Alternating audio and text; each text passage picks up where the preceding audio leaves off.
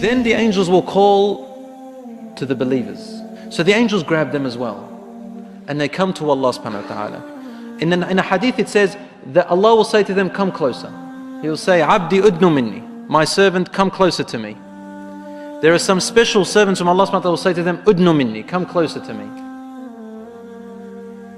That servant keeps coming closer and closer and closer until finally the nur covers him, the hijab covers him, and there is between him and Allah a veil, a different type of veil. No angel can hear or see, only between him and Allah. Allah subhanahu wa ta'ala speaks to them. In a speech, Allah's speech, we know that Allah subhanahu wa ta'ala has a speech. He told us this in the hadith and in the ayat. He speaks, He has a speech, but we don't know what this speech is like. لَيْسَ كَمِثْلِهِ شَيْءٍ وَهُوَ السَّمِيعُ الْبَصِيرُ. There is nothing like Him, and He hears and sees all things. Just like He says He hears and sees, He speaks, but how does He see? How does He hear? It's not like us.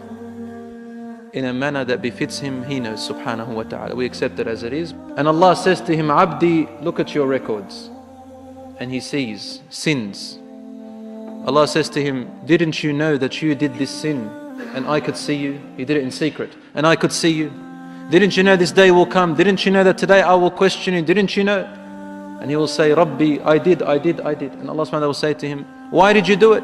Finally the servant will say, oh my Lord, for you to throw me into hellfire is easier than to judge me and me standing before you with this sin.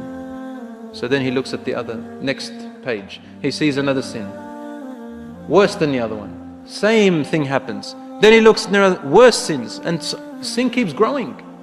And this poor believer is sitting there saying, my Lord, in the end he says, Khalas, I'm actually going to hellfire. My deeds haven't been accepted. I've done all these wrong deeds, and that's why my good deeds have been invalid. So when he is certain that he's going to end up in hellfire, Allah says to him, Abdi, you know how you kept it a secret in the former life? He says, yes. He said, why did you keep it a secret? He says, because I was ashamed of my sin, my Lord. He says, Satartuha alayka fid dunya. Don't you see I kept it a secret in the former life? I didn't expose you. And that was part of my mercy. وَالْيَوْمَ أَسْتُرُهَا عَلَيْكَ. And today, I will keep it a secret. I will not expose it. In one other hadith, Allah subhanahu wa ta'ala says to some of them, you knew a fault of your brother and you covered it. Today, I will cover yours.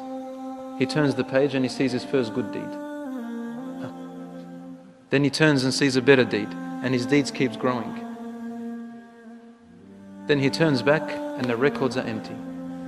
The records are empty of his sins. The angels don't know. It's wiped off. The sins will be forgotten.